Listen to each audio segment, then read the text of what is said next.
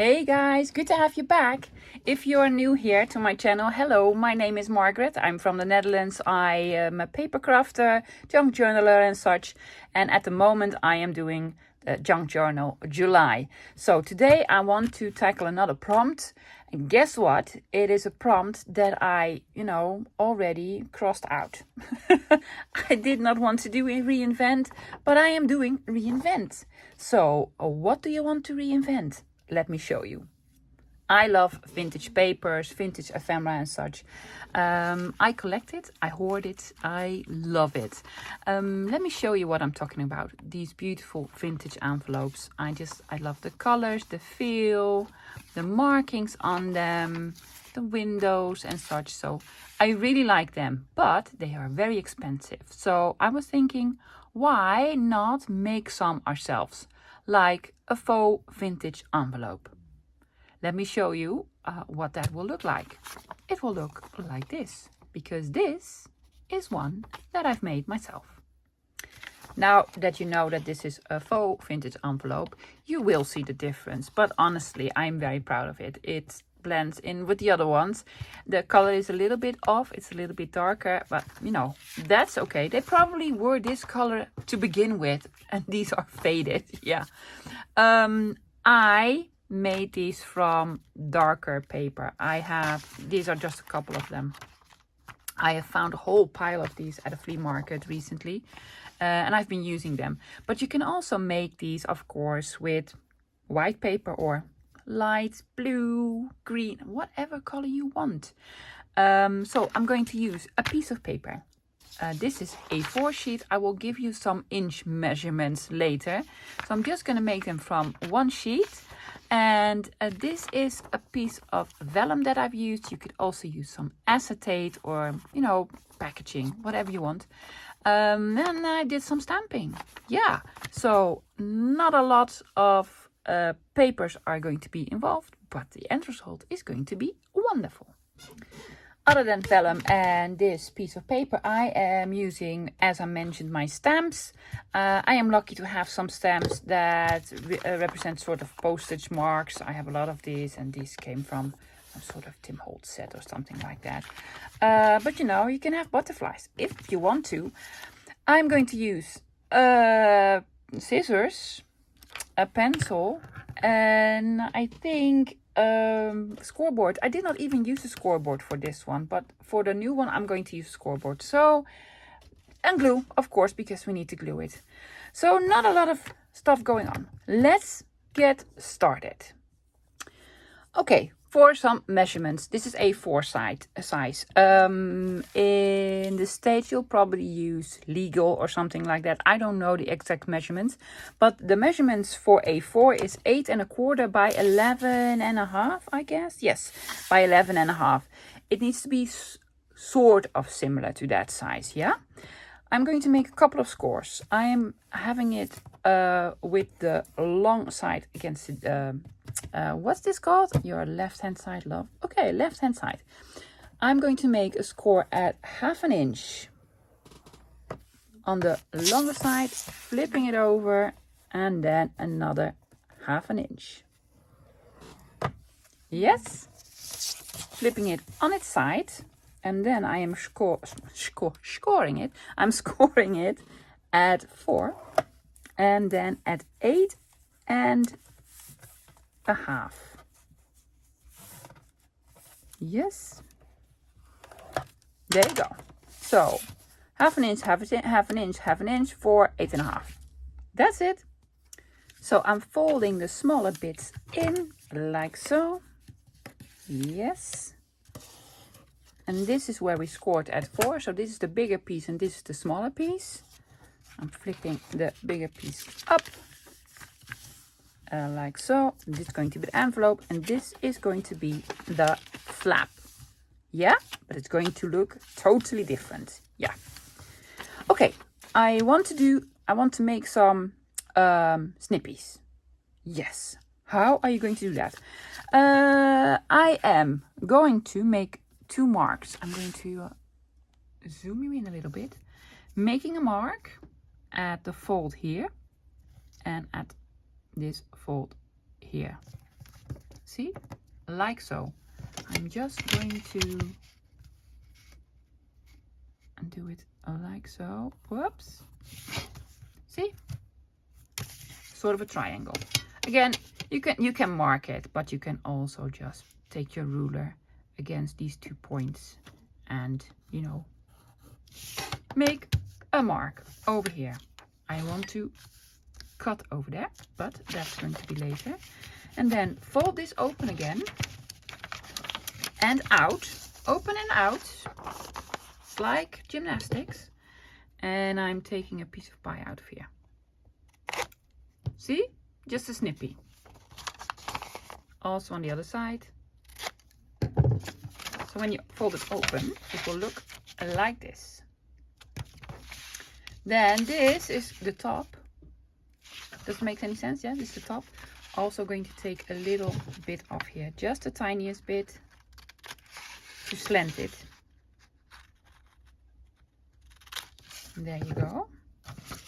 And we made some markings and I want to cut on the markings, yeah? So I'm folding it open. I'm going to cut here. Just this line. Like so, on both sides.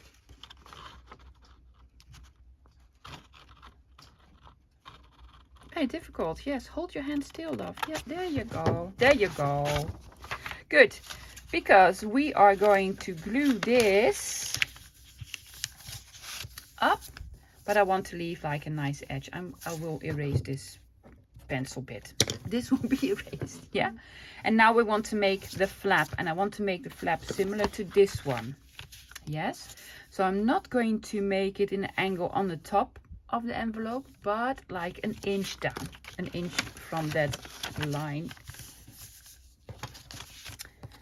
Take my ruler.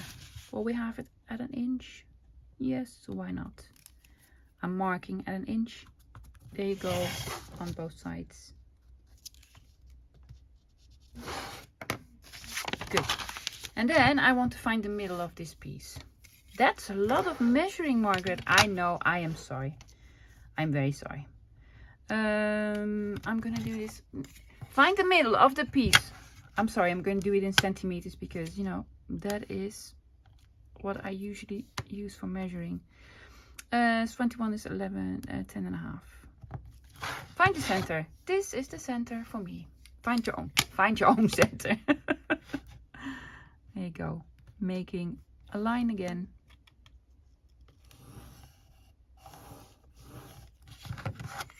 And then to the other side. I do have an envelope a score thingy. I never use it, but because it only makes small envelopes. Okay, I'm taking out my scissors again. You could use a cutting machine for this, a ruler and a knife. I am being adventurous and I am cutting by hand. Why you do this? Because I need to get better at it. Just cutting this piece off. I have to tell you something, guys. I have watched and loved the Tim Holtz Physics Chapter 3 presentation. Yeah. And I have also watched videos by Tracy FAUX, who I absolutely love. And Tracy and I had the exact same idea about the Tim Holtz set. And well, I will tell you later what our opinions are. First off, I love Tim Holtz. I love everything he makes. But he is rather expensive. Well, he is in the Netherlands and I think in other parts of Europe as well. And the sets that he came out with are wonderful, but not necessary.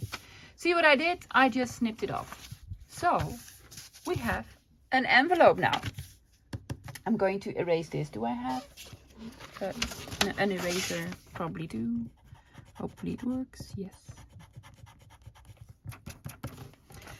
So I'm not going to glue it down because I want to make a window in it. So here's where the Tim Holtz, Sizzix, Tracy, FAUX story comes in. I just printed out the new sets that he came out with, and I love them. But honestly, if you have a ruler, scissors, and a corner rounder, you can make half of it. I am so sorry, Mr. Tim Holtz. I will, however, order this one because yes, and order this one. But most of this you can make yourself, or I already have that. Let me show you what I have. I have a whole bunch of these sort of small label tag thingies that came with his set, and I have a tab punch. I even have dies that make tabs, and I have this and a specimen. I already have so many things. So and Tracy also has the same idea. There are a couple of things that you can make yourself. So she did 2 videos. One of them I watched a couple of days ago. I loved it. And then I watched the second video while I was making the prototype. And in her second video, she also made an envelope. So great minds think alike. Yes, I want to make a window in this envelope. You can do that a couple of different ways. You can take out your ruler, draw sort of rectangle on it and cut it out with a knife. What Tracy did was brilliant. She has sort of a square punch, and then she punched a hole in it and moved it a little bit, and then it made a rectangle. That was brilliant. Yes, but I happen to have a die that was like a normal die with a normal shape. I'm going to use that. Yeah, I'm just going to position it. If you are going to make it this way, let me tell you, do not put it all the way to the edge, because when you make the window, you will see where we have glued here. So remove it a little bit further from the edge. And, you know, try to have it straight-ish. Yeah, like so. Now, my second hurdle was, I don't have the big die cut machine. So this piece does not go through my machine. However, if I fold this back, because it's going to cut, this is going to be the cutting area, yeah. If I fold this piece back and this piece back, these 2 bits will not get cut. Yeah. So I'm going to run it through my die cut machine like so. I'll be right back. And then it comes out like this. You might want to have it a little bit straighter than what I did. Yeah, it's not really that straight, but you know, that's okay. It all adds to the charm. I am going to cut out a piece of vellum, leaving a little bit of an edge on all 4 sides. So I want to cut it over here and over here. Yep. And again, you can use any transparent sort of paper that you have. Where are my markings? Here. You could do acetate or packaging material or cereal box liner. We don't eat cereal, so I don't have any of those. See, like so. I'm going to glue it on the inside, of course. You can use any type of glue that sticks to vellum. I am going to use, where is it? Tape, score tape. This is 3 millimeters or 1/8 of an inch, I guess. Where's the beginning? Hello, beginning. Where are you? Yep, there we are.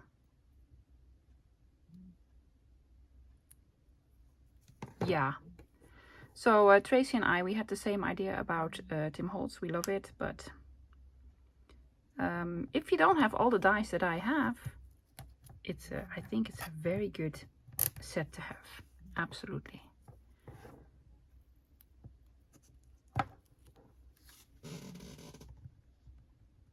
My friend Leonie bought all of them. She's a Tim Holtz addict. She absolutely is. She also has all his scissors and everything. She buys everything he makes. That is too long, love. That's okay. That's why we have scissors. Yeah, so I'm buying the label die cuts because you can also use ink on them. So you can ink and die cut at the same time. Brilliant. Yeah. Absolutely brilliant. There you go.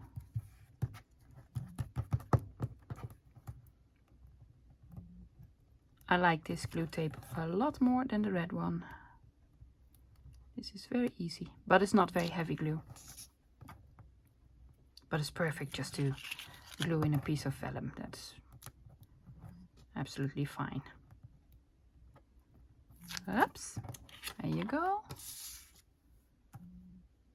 Be sure to glue it on the inside. You know, just a suggestion. Is this the inside? Yeah, I was just double checking there. And there you go. Right, we have our window. Tracy made a faux window envelope front. Really, really brilliant. Now we're going to do some gluing. Yep. I want to glue these bits down first. And I'm gluing it on the inside flap, and I'm gluing it like so. So on the inside, just some glue stick. So these are glued down, and then these flaps do not want to glue on the inside but on the outside. So I'm gluing these on the outside. That's a lot of glue, love. Yeah, I know. It's ooh, and it's warm. There we go. And then I'm gluing it up. Hopefully they will match up on these sides. Yeah, this is an indentation of the die cut. I don't mind it, but you know, hopefully you have a bigger die cut machine than I do. So there you go. There's our envelope, crooked and all. But you know, I think that adds to the charm. Yeah, I love it. Let's do some decorating. I have a couple of these sort of stamp sets with postmarks and such. And I really like this one. It says something Berlin in 1933. And I also have this one that also says Berlin. So it's going to be an envelope from 1933. Sort of. But then, you know, from this era. I am using a ladybug. Ladybug. Not ladybird, ladybug. It's basically the same, I believe. Which side was up? That way. Just gonna stamp it on here. There you go. In red. Then I have another one that says Berlin without a date. If you are using white envelopes, you could also use like blue stamping or something like that. Let's have it this way up. Yep, Berlin. Shall we use some of these markings? Why not? We're here. So, yeah.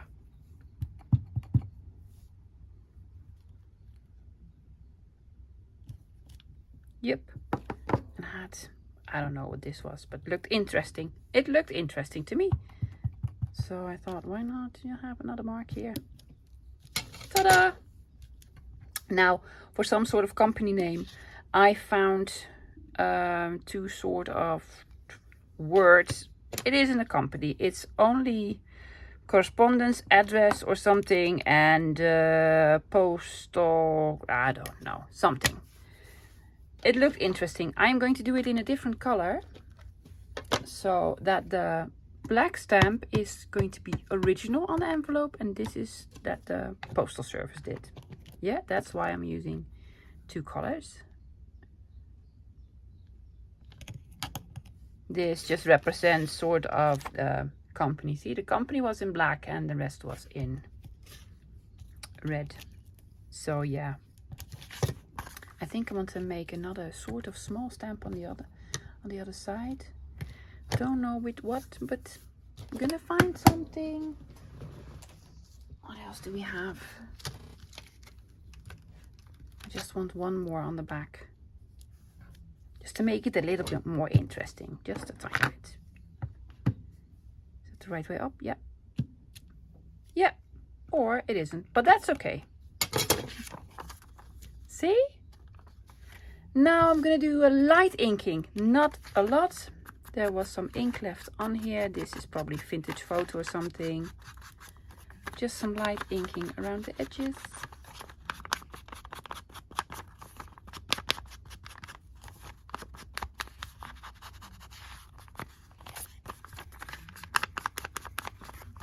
Yeah.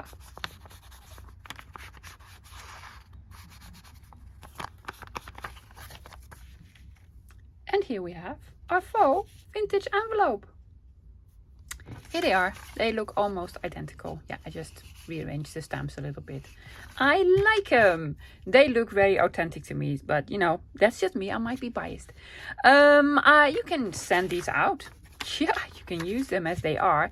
I am, of course, I'm going to add one of them in the junk journal July journal. Yeah. I hoped you liked it, guys. A big thank you, big shout out to Mr. Tim Holtz and his brilliant ideas, and then of course to Tracy, who shares my idea that well, you can do most of it yourself. I am not saying do not buy the Tim Holtz die cut sets, because if I had the money, I would buy them all because I love them. I absolutely love them. But I am saying use what you have. Use what you already have. Yeah? So, guys, I hope you liked the video. I will see you again tomorrow with another Junk Journal July prompt. I'll see you then. Bye.